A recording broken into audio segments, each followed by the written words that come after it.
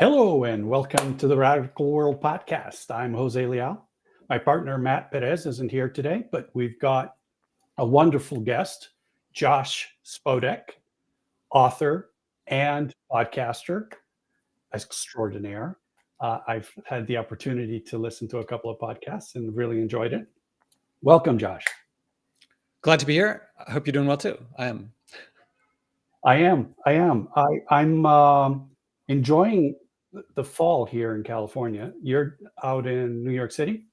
Yep, I'm in Manhattan, and the leaves are mostly changed by now, but still some color in the trees. We did a walk this morning, and nice, beautiful red foliage. Not too typical, but here in Menlo Park, we do get a little bit of that, which is nice. And the weather is just perfect. I don't know if it's gotten cold over there yet for you guys. On the contrary, well, I work in sustainability, so I would say it's unseasonably warm, although by future standards, it's cool. Yeah, I get that. And here it's been probably unseasonably cool because we had a cold front come up from Alaska, or come down, I should say. And we were a bit shocked because we had 90-degree weather, which is unseasonably warm a few weeks ago. So yeah, that's the new future, right? That's the new normal. Well, I mean, it won't settle down for a while. I mean, it's going to keep going up. The expectation that things aren't going to be what they were. Yeah, that's the new normal. So I wanted to have a conversation with you because the work that you're doing, the books you're writing, the podcast, it's all around sustainability. It's around understanding how do we become more sustainable, if such a thing exists, because it's either sustainable or not sustainable. So how do you see that? Like, is there a tipping point for you, or do you see this as sort of, yeah, we're more sustainable, but sustainability has not been reached?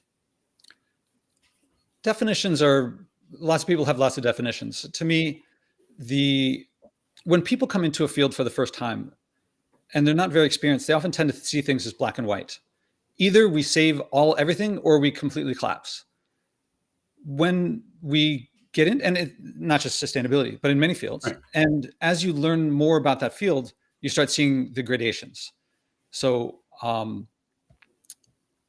there's levels of collapse. There's a paper by Cornell, some researchers at Cornell that say by 2100, there may be 1 billion climate refugees.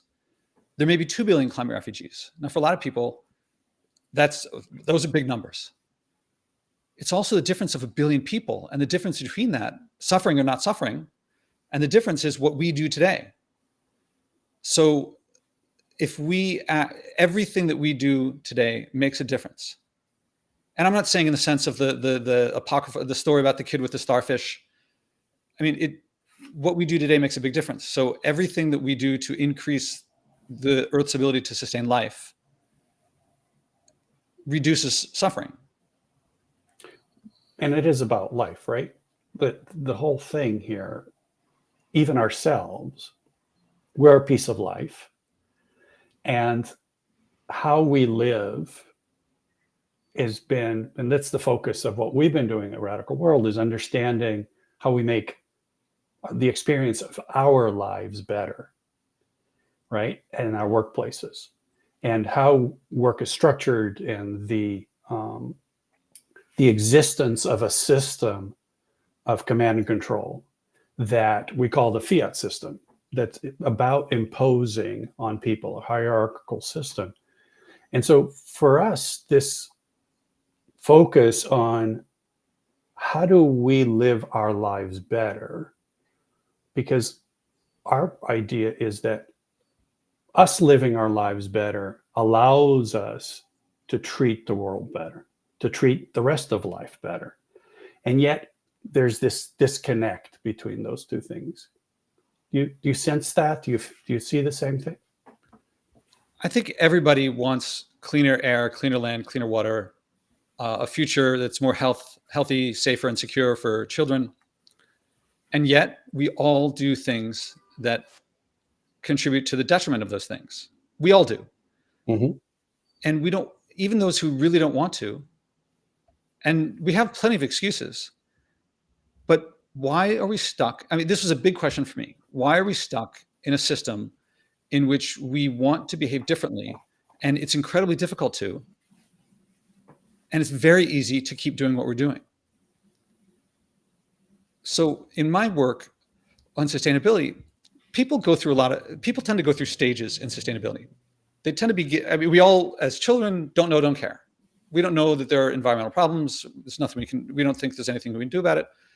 Not everyone, but some people get to another stage of learning that there's a problem, but maybe thinking there's nothing we can do about it. Then maybe thinking there's something we can do, but don't know what. And at various stages, there's a drop off at every stage.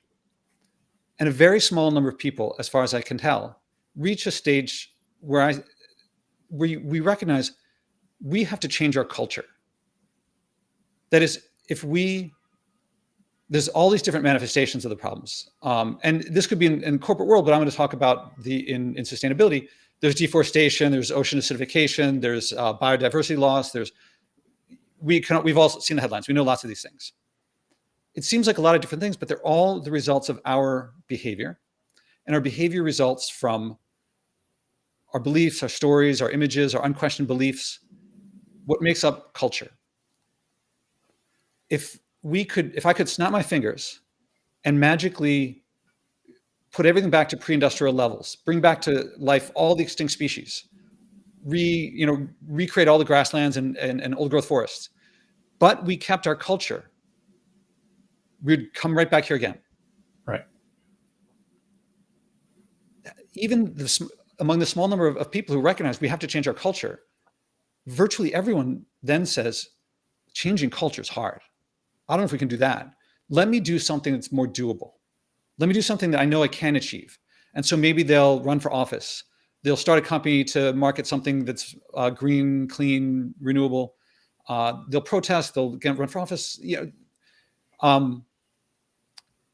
What they often don't realize is that once you go back into the system, say you make something much more efficient. If you make a polluting system more efficient, you pollute more efficiently. Right. Your one thing might be less emitting of something, but it accelerates everything faster so that we get more of what we were doing before. And that's what we've been doing. I call that stepping on the gas, thinking it's the brake, wanting congratulations. Changing culture. Sorry, I was just going to say that isn't that efficiency the name of the game in the world of work and corporations? It's a big value in our culture. To me, it seems tactical, not strategic. If your strategy is, for the past several hundred years, let's take North America. People were settling coming from Europe and settling, and it looked like there was basically infinite land in front of them. And it made a lot of sense that we need more labor, have lots of kids, the Atlantic slave trade. We've got to grow into this, and the more people we have, the more we can take advantage of what they would call improving the land. It made a lot of sense under those beliefs that it's infinite, or at least so much that we'll never see the end of it. Well, we happen to live in times in which those conditions aren't there anymore. There's very little land, if any, that we can expand into that someone isn't there. Well, that was the case before, but they didn't think that way. So if we keep living by the values that to whatever extent they made sense then, they don't make sense today. Those assumptions aren't accurate. So if we keep pushing on, if we keep growing into space that there's no space to grow into, it doesn't work that well. The system is going to push back. Do you think that there's something else that contributes to that worldview? Because we think of humanity as flawed. And I think that understanding of humanity as flawed means that we have to control things, that we have to have hierarchies, that we have to have systems that are about commanding and controlling, both at the governmental level and at the business level. Does that make sense to you? Do you think that that aspect of our culture is another thing, not just this efficiency thing, but also this shift in thinking about humanity not as an organism that operates the best it's evolved to, but as a flawed being that needs to be controlled by someone else? The way I look at it, I'm trying to decide how much history I should go into here, because Feel free. I'm going to give you how I realized something from history and anthropology of how I believe that we've gotten into this situation where we're in a system that we feel powerless to. I mean, there's huge amounts of people feeling hopeless, powerless, guilt and Disengage. shame, despair. And okay, so I want to change culture. I believe we have to change culture. Historically, there are a few examples of culture where people have deliberately changed culture on a global scale within the space of a lifetime or two. Abolitionism is the big one. And so I started studying abolitionism because an institution of slavery had been around since recorded history. And then within a couple generations or a couple human lifetimes, it became illegal everywhere. It took a while, but much less than 10,000 years. Mm-hmm. And I came across in a book by called Capitalism and Slavery by Eric Williams, who is himself a descendant of slaves and went to Oxford, but he's Trinidadian. And he wrote this very interesting thing. And he said, racism didn't cause slavery. Slavery caused racism. Now, I learned the other way. I learned Europeans thought Africans were stupid or not human, and so they figured, well, they're like animals, so we'll put them to work. But that's not how it happened. Eric Williams in the book shows that after the slavery began in North America, for the first time, it made sense economically. And he does the math. He shows how people figured it out to have all the slaves of one skin color and all the slave owners of another skin color. It was like a 3-to-1 cost benefit in some way. I forget the exact details, look it up. But I mean, one of the big things was you could say, well, that person was the escaped slave and that person was not the escaped slave, just by looking at them. Then afterward, they realized, wait, they started to feel guilty. They felt like, how do we justify this? How do we rationalize this? They didn't think that, but they did. Just like we do when we have some cognitive dissonance, when we have internal conflict. And that led to, they're not as smart as us. They're not as intelligent as us. They like to be we're all the stuff that we've read in the history books. That begs the question, though, how did slavery get to be that way? Why did that system get to be that way? That resulted from colonialism, resulted from imperialism. Why was there imperialism? Because for most of human history, I should say most of human existence. So before history, going back to 250, 300,000 years, we're hunter-gatherers, egalitarian, no hierarchies. I mean, very little. Even male, female, old, young, gerontocracy, patriarchy wasn't there as far as we can tell. What changed was that, how does a dominance hierarchy form? A dominance hierarchy forms when you have a necessary resource that can be controlled and no alternative to it. So for most of human existence, for most of our ancestral past, if I said to you, you do my work for me, you go get the food, I'm just going to sit here and I'm going to enjoy the fruits of your labor. You would say, go do it yourself, and you'd walk away. Thanks. No, thanks. When you couldn't walk away, the first time in history, in human existence that happened was when in a few river valleys around the world, the Tigris and Euphrates, the Indus, the Nile, the Yellow River, it happened later in the Americas. You had places where there was a surplus. There's agriculture started, and you could have a grain surplus that someone could control. In fact, someone had to control, because if someone went to take it, someone had to protect it. And it was river valleys, because outside the river valleys, if I told you what to do and you said, I'm going to walk away, you'd walk away from the river valley. There'd be not enough there to live on. So you'd have a necessary resource that could be controlled that with no alternative.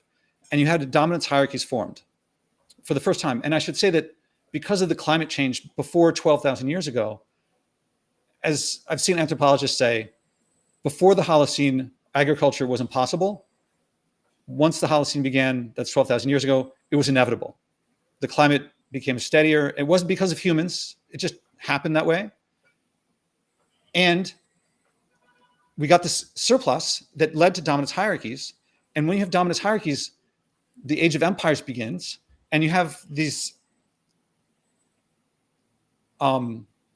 competitive strategies that emerge that if you have to protect your resource no matter what, because if you don't, if you get deposed, you could die. Complacency can be fatal, as I've read in the book on this. And so people had to form cultures of protecting resources, or alternatively taken from other resources. This all resulted from, I skipped a step. I'm sorry. That's all right. If you and I live in a culture and we have a surplus, if we keep sustainable, things work out. But generally, when there's a food surplus, the population grows, and then you find something else that you lack, some mineral, labor, things like that. And then you become unsustainable. If you're sustainable, you're fine. If you're unsustainable, you're running out of something. You have the option of, at that point, you can switch back to being sustainable, in which you have to change your culture. If you find another place that has extra of what you're missing and you have extra of what they're missing, you can trade, and then you become a larger sustainable group. But more often, you find another place and take from them. That's imperialism. And in the case of European imperialism, they'd already become unsustainable in Europe. Well, you're way ahead of where I am. Because this is now, think of the Tigris and Euphrates, the Yellow River, the Indus.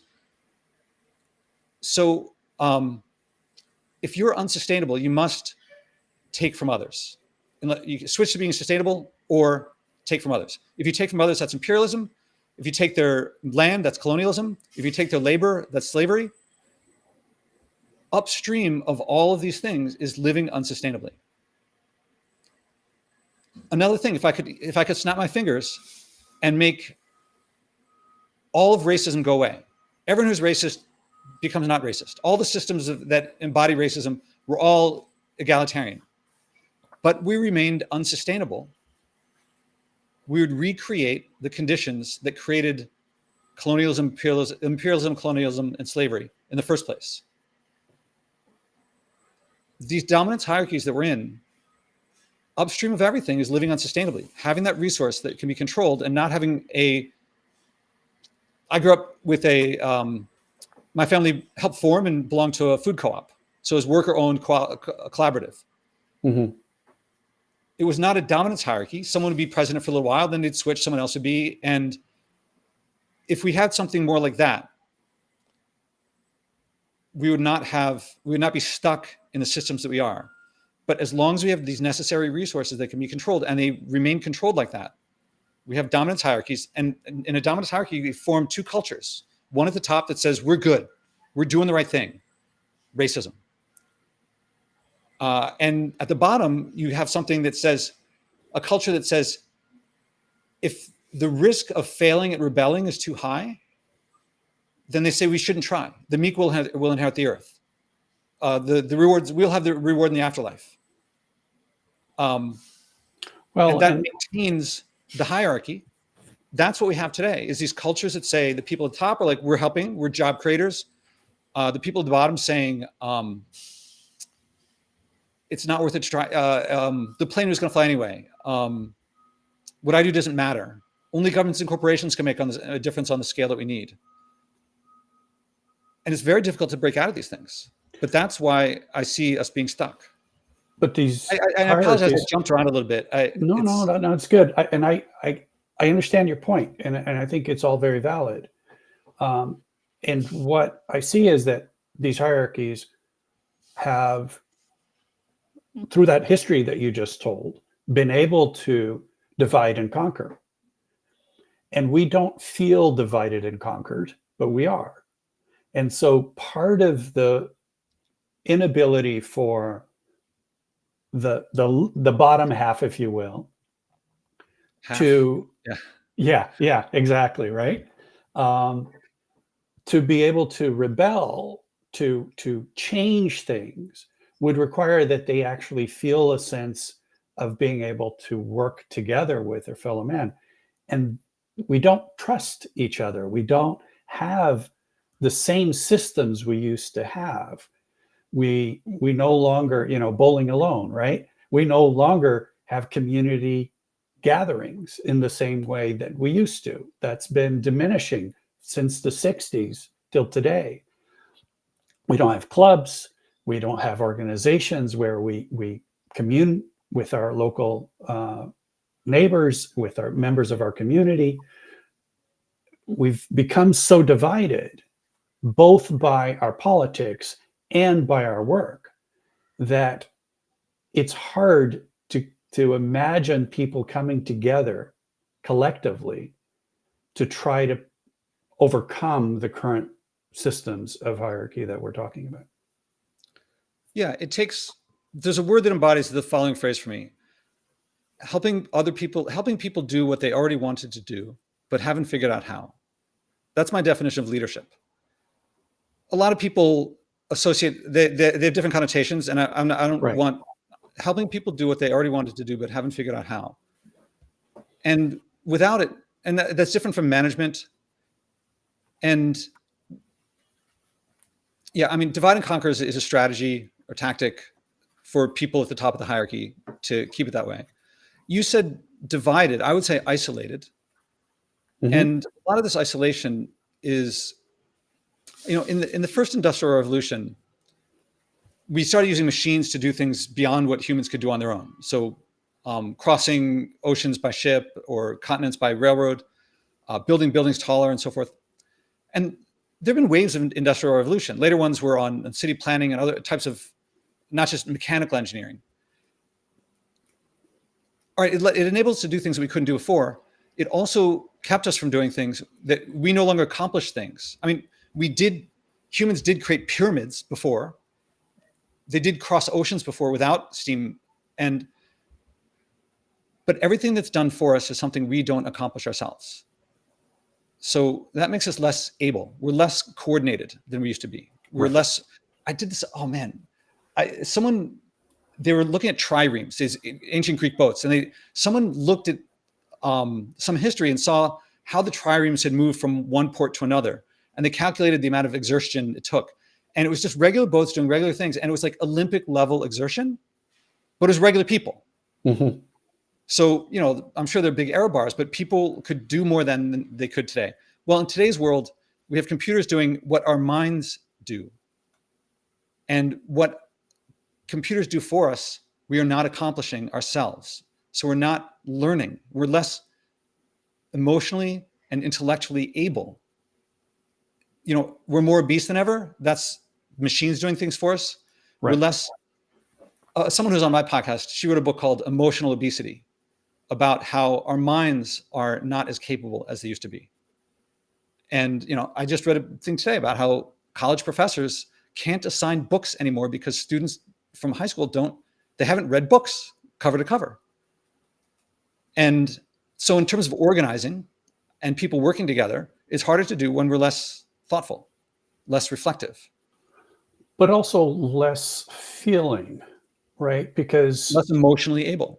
Less emotionally able, because we have lost our emotional skills as well. It's not just the physical and the mental, but the emotional as well. I would argue more so. If you think of emotions as homeostatic functions, as Damasio refers to them, our emotions are there to regulate our interactions with others. And when you don't interact with others in the same way, you don't have to figure out how we're going to arrive at the right answer, because it's already dictated for you. Yes, you don't have to decide who's going to be running the show right now, because it's not a decision. The boss is already assigned. Too bad, so sad. You might not be the right boss for this task, but that's who you've got, and that's what's going to happen. Yeah, historically, there's an example of this. When the Europeans came to North America, the people who came were not particularly, I mean, they're good, they're adventurers. And the Native Americans that they met were like Kandiaronk was a big one. I got it in Tribe by Sebastian Junger, an anthropologist by training, and the Dawn of Everything by David Graeber and David Wengrow. And they talked about how the North Americans rhetorically ran circles around the Europeans. And one of the reasons was that at the time, Europe was a very stratified hierarchy. There was no, how you were born, that determined your station in life. Right. So when there were disagreements, the person with higher status told the people with lower status, this is what you do. And they had to because it was enforced. Right. Dominance hierarchy. Whereas in North America at the time, it was much more democratic. And so as an aside, they make the case that a lot of the Renaissance in Europe was them finding actual democracy happening in other places around the world and bring that back to Europe where democracy hadn't existed for a long time. And we talk about discovering Greek stuff, but also apparently coming from lots of other places. And apparently lots of Native Americans were very skilled at rhetoric and politics because they participated in politics every day. If I want you to do something with me, I can't tell you what to do. I have to negotiate. I have to do politics. I have to do civic duty with you. And that meant that everyone's social and emotional skills were much higher because they'd been trained. The way that muscles, if trained, become stronger. And Europeans just didn't have it. And we are as stratified as ever today. And therefore, we aren't getting that training. Now, there are many times in history, well, not many, but some, of the creation of democracy or the Magna Carta or the independence of the United States or India, where antitrust legislation, Jubilee years, that were moves away from the stratification back to not equality of outcome, but equality under the law, a move away from dominance hierarchy. Now, I want to distinguish also, there's democratic hierarchy, which is not the same as a right. And also dominance hierarchies aren't always bad. My example that I like is when I go sailing, there's a skipper on the boat, and the skipper knows a lot more about sailing than I do. If the skipper tells me trim the sail, I'm going to trim the sail. I'm going to do what I'm told because that skipper has control over my safety, my getting back to land. So I happily choose to be in a dominance hierarchy in that situation. Well, I wouldn't consider that a dominance hierarchy myself. I consider a dominance hierarchy when the system itself imposes a hierarchy outside of the participants and the environment, right? When you step foot on that boat, he knows more. It's his boat. He has that experience. I chose to get into it. Right. But if we go out to sea, if the skipper decides to tell me to do something I don't want to do and I think is wrong, I'm stuck. I still have to do it. Now, you're thinking if he's only giving, or he or she is giving orders that I want to comply with, but it might not be the case. Now, a democratic hierarchy would be one like in the food co-op, where if someone starts breaking rules and abusing their authority, the rest will say, okay, you're out. Fair enough. And in the case, in a situation where, in a corporate environment, we've got a CEO who's saying, I'm going to lay off 2/3 of my company. And they have their justifications for that. People across the board don't have much of a say about whether that's going to happen, how it's going to happen, when, any of that, right? And that process of the placement of someone at the top of an organization today doesn't happen by empowerment from below, right? It comes from outside the organization. It comes from the shareholders or from some other direction. Somebody gets placed in there through the board or something of that nature. That's not a democratic environment. That's not a place where people have a say in what's going on. Even though that person may be the best person to lead, but those people haven't made that decision or that choice. And that's true all the way down the hierarchy. The VPs and the management, middle management in those roles. Having been there, I understand what it's like to be an employee and know that the person who's your boss doesn't understand the work you're doing as well as you do, doesn't have the experience that you do. Those kinds of things are what I think need to be corrected in some way. And to me, organizations are unsustainable as we know them. And addressing the unsustainability from a human perspective, as well as an environmental perspective, is, I think, a priority for us. And so when what you're describing from your personal perspective, in your books and your podcast, I want to sort of say yes, but in the workplace, that takes up the majority of our waking hours. So even when we change how we eat and how we live within our home, we don't have the power to right now to change how we do our work and what kind of work we do and the impact that that work has. You ended there talking about power. So what's power? What is power? The ability to exercise one's ability to exercise over something else, to change the environment around them, to change the circumstances they're in, to change anything within their environment. If I'm an employee at a corporation and I'm somewhere in the middle or bottom of the hierarchy, what's power in that context? Well, it depends. If you're the folks that just went on strike and 6 weeks over at Boeing, that's power. The ability to make some change. But it's a very limited set of powers that they have, and it's very rare that those powers are exercised. I contend that the person at the bottom of the hierarchy, if they don't like it, they're not asking to be put at the bottom of a hierarchy. It's imposed on them. Mm-hmm. The person at the top of the hierarchy has the ability to take away something. They have access to a resource that well, if there's an alternative, if you don't like the company, but you can get a higher paying job somewhere else, no problem.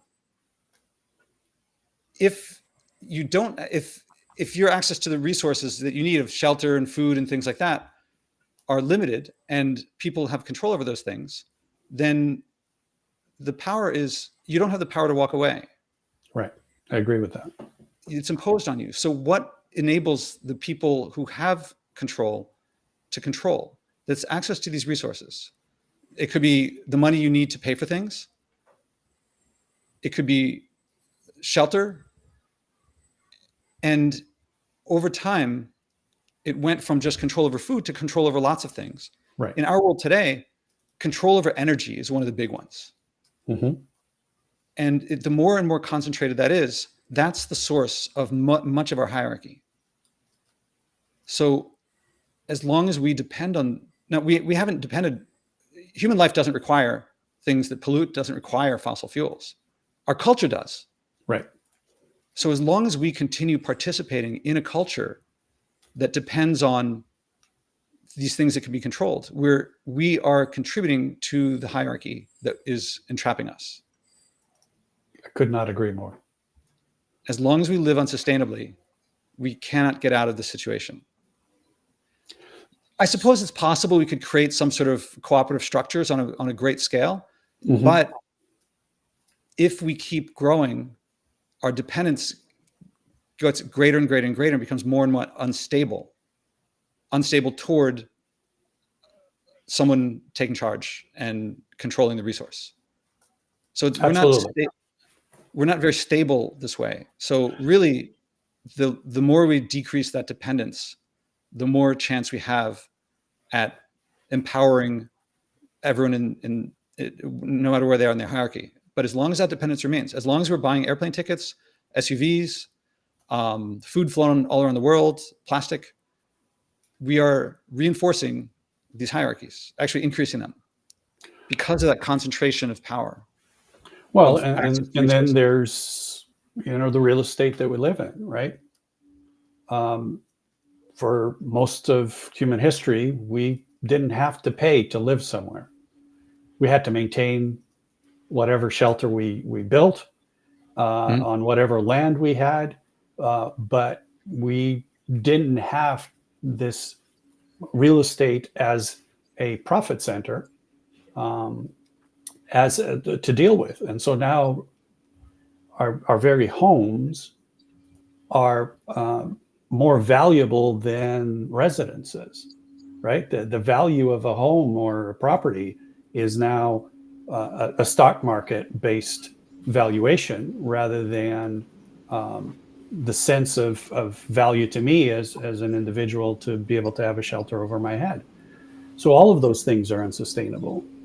And I think from a work perspective and a living perspective, how do we, because as little as you do, you're in Manhattan, you said, I believe.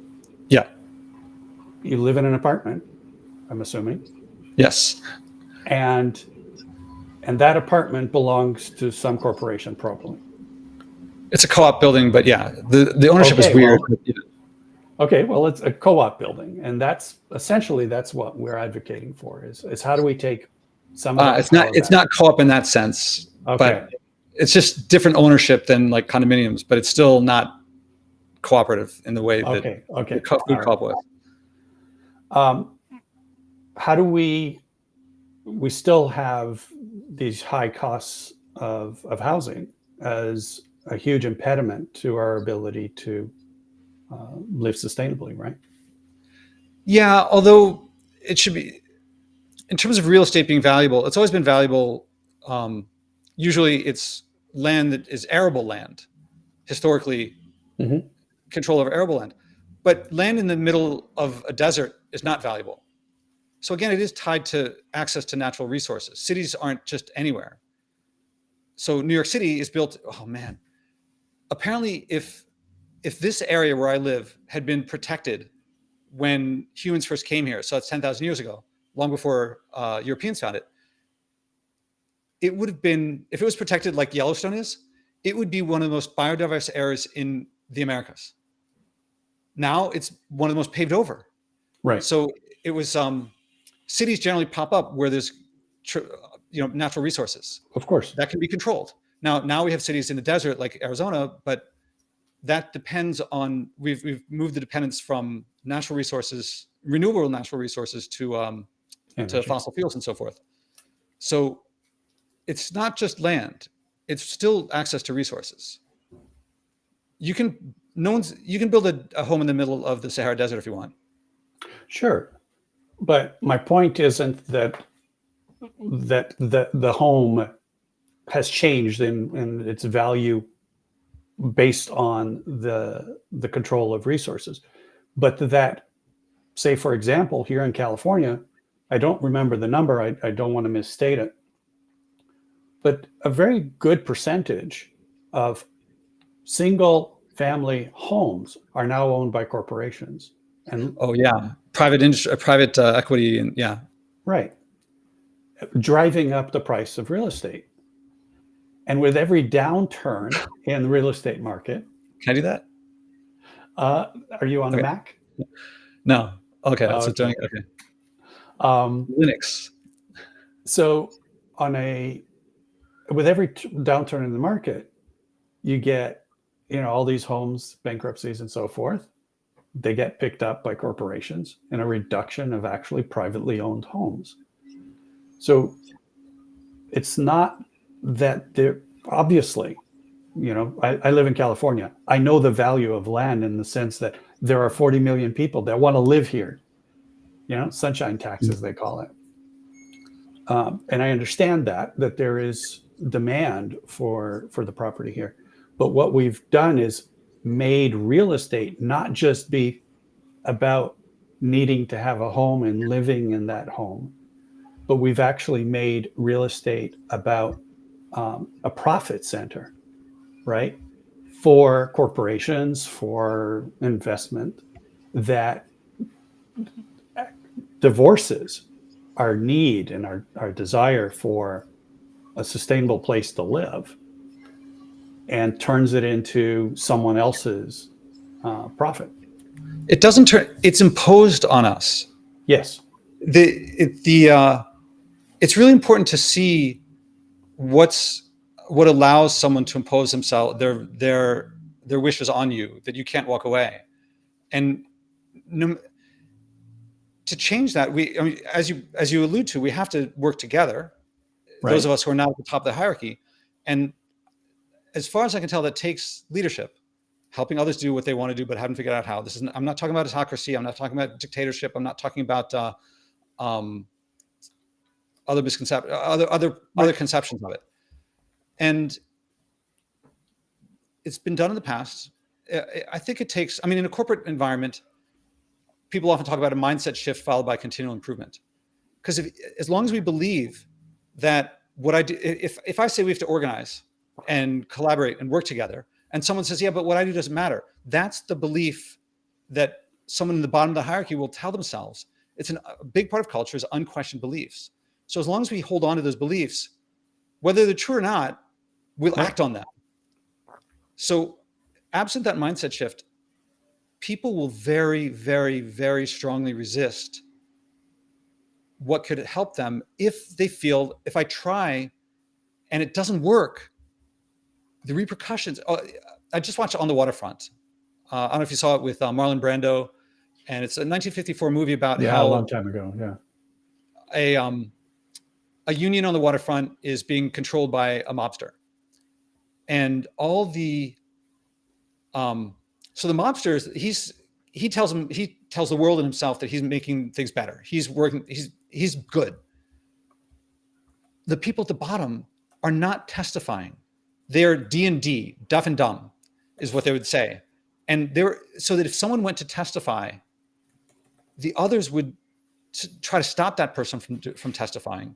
So because they recognized, if you testify, then I'm gonna have to testify. And if we fail, then the repercussions would be we all hurt because people are getting thrown off buildings. So they create a culture of just don't rock the boat. It was considered noble to act against their own interests because of that fear. And that's what we have today. That it's not quite so obvious as in the movie because the movie's dramatized. Right. But we feel like what we do doesn't matter. Of course, what we do matters. Could you imagine raising your children saying, it's okay, son, daughter, what you do doesn't matter? No one would do that, I hope. And yet we tell ourselves that all the time. So we have to change our beliefs to recognize what we do does matter. It's not just governments and corporations have to change, but that's the end of the marathon, not the beginning. We have to. I know you've written a book, and yeah, I have to show it. Please. It just came out. Like the book, the box right there is. Anyway, congratulations on that. Please, yeah. And congratulations on the article yesterday. On the New York Times. Yeah. New York Times, yeah. A slow news day, I guess. Not quite. And we didn't even talk about yesterday, so let's just leave that out of the equation. So tell me about what you're doing and the focus that you're taking, because I agree with you. It is about the individual, but I don't think that it's solely about the individual, and I don't think that the systems change at the end. I think that they change in parallel, that systems emerge from people's changes in mindset and worldview and emerge to replace the old systems over time. That I agree with. It takes a long time for it to happen, but it's not like everybody's going to change their mindset and then we'll change the organizations and then we'll change government. Yeah, so on that part, there's many things I'm doing, but on that part of changing culture, right now, oh man, I get asked in podcasts all the time, what would you do if you're a dictator for a day? I'm like, dictator, that's the opposite of what I want. Exactly. I only want things through democracy. I don't want dictatorship. And but then people want, well, then how do we pass these laws? If you believe that living more sustainably makes your life worse, then your only path is authoritarianism and fascism, because you have to get people to do stuff they don't want. Now, what I've done, and there's a whole story behind this, I've actually tried living more sustainably. I'm off the grid. It was very, very difficult at first, but then became actually contrary to all the beliefs I expected because of the culture I grew up in. It was actually very rewarding. And it took me a long time to go through the stages on personal level to see, does this really improve my life? If not, if the cure is worse than the disease, I'll take the disease. But it turned out the cure is better than disease. And as far as I know, no one with a voice in sustainability is trying to live sustainably. So they don't know through practical hands-on experience that it's actually a wonderful life. To think of how my behavior affects others all the time is actually very, very human. It's lovely. Mm-hmm. So then I also had to, could I lead others to find this as well? Was it just a quirk about me that I just happened to like being compassionate? Or is it human? And not just being compassionate. Right. Could I lead others to sustainability? And then I developed something called the Spodek method, which the book talks about. And that developed two strategies, bottom up and top down. You have to do both. It can't be just one. And more than that, but one of them is working with influential people, CEOs, business leaders, political leaders, cultural leaders, like actors and singers and athletes. On my podcast, I walk them through the Spodek method so that they act on their environmental values, and they generally find it rewarding. And that creates role models. People see it's not just me. The bottom up part is I do these workshops where I walk people through this process and teach them how to do it, where they experience, first they share their values, not the values of the culture, which may be imposed on them, but their values toward nature. And then I invite them to act on those values, those emotions, which is very different than saying Bangladesh is going to be underwater. Here's what you have to do. That's extrinsic. That's lecturing. That's telling people what to do. That's coercion. It's cajoling. It's convincing. It's very counterproductive. But if I invite them, could you do something to act on those values that you care about, that you say improve your life, and they come up with something themselves, inevitably, they like it. They find it rewarding. Usually joy or wonder or awe or spirituality or the divine or connection. And they want to do, almost everyone who does it, they do more than they expected. They do more than they committed to, and they want to do yet more. They feel joy and gratitude. And then I teach them how to do what I did with them with others. So what they share is joy with the expectation of gratitude. So that's something that spreads on its own in a way that's saying, don't use straws. Doesn't quite spread, or Right. meatless Mondays. As far as I know, there's no one doing this. In the corporate world, to change culture, I haven't thought about that. How to lead. I'm sure there's a way I'm not sure. I haven't thought about it. But what I do is the bottom-up approach is to spread. I work on what spreads. Ideas that spread win. Because I know that everyone who takes a step toward living more sustainably wants to take the next step if they've had the mindset shift, if it's not imposed from without. So I work more on the slope than the y-intercept. I'm not saying comply. I'm saying, try this out. It's not even me saying try this out. It's me connecting with their values, helping them connect with their values, and inviting them to act on it. Then they like what they've done. It's really, I can put into words, but it's kind of like trying to describe Beethoven's The Night. It's the feeling that people get in the workshop. I mean, people cry when they realize what they've been doing and telling themselves, what else can I do? They also cry when they realize, oh my God, I can change the world. This is enjoyable. There's a path to sustainability where every step along the way is enjoyable.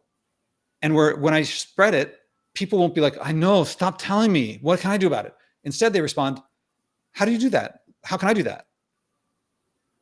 And we're back full circle, because we started this with, it's about life and things that we enjoy doing, things that feel good are things that serve life. That's why we feel good about good things. So it seems to me that what you're touching upon is living a better life will get you in touch with living life in a better way.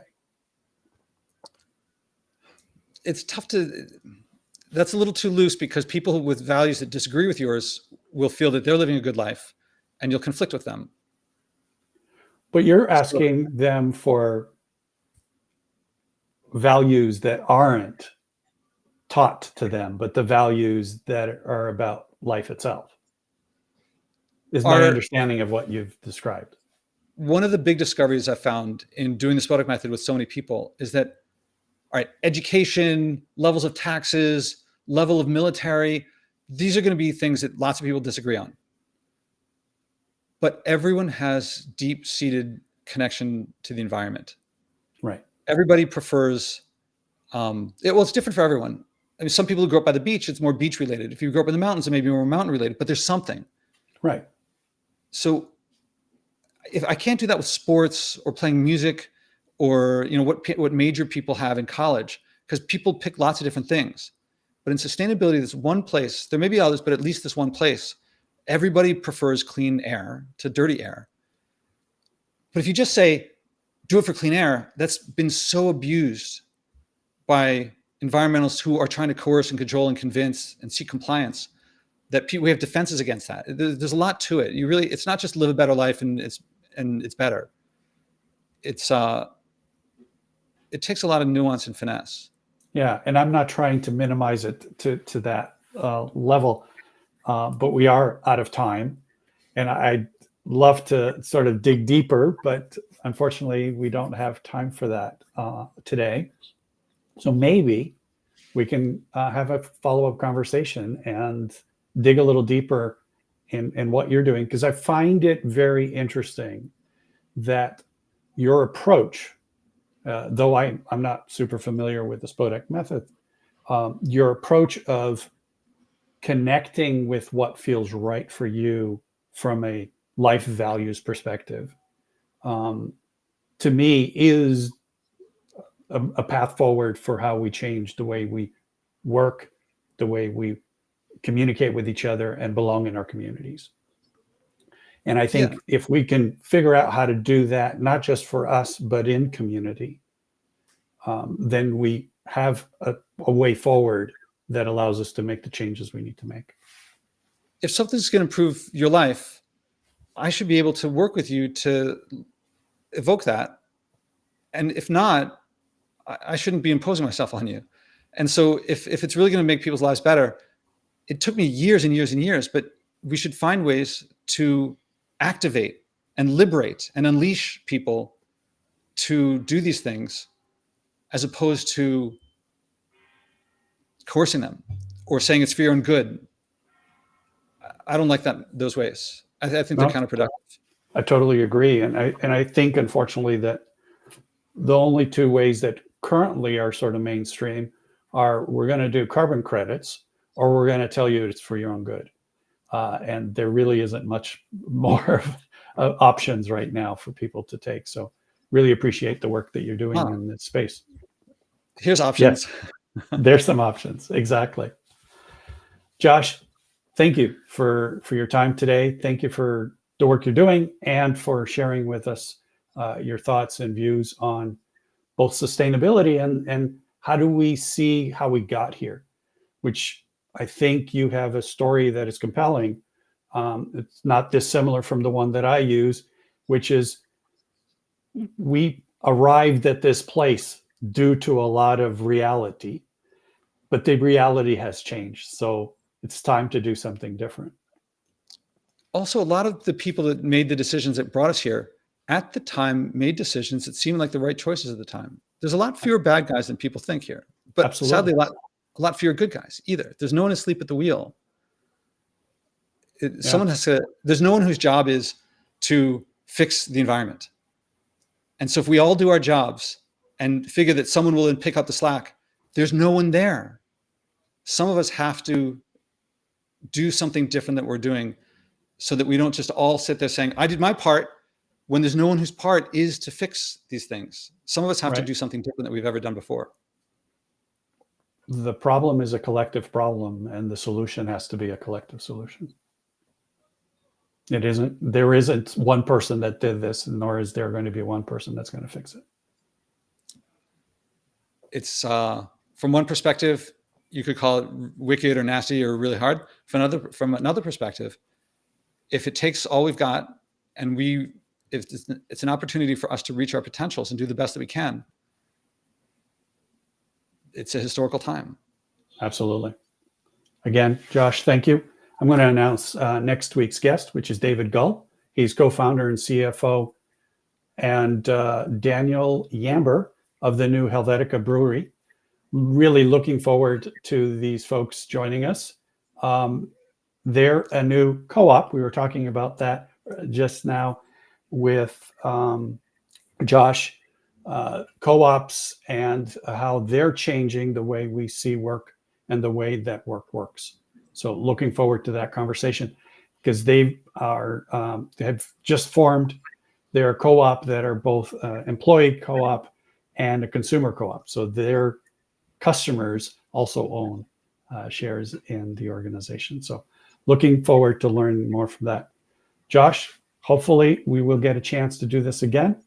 I really appreciate you being here. Thank you. I would look forward to it. All right. Cheers.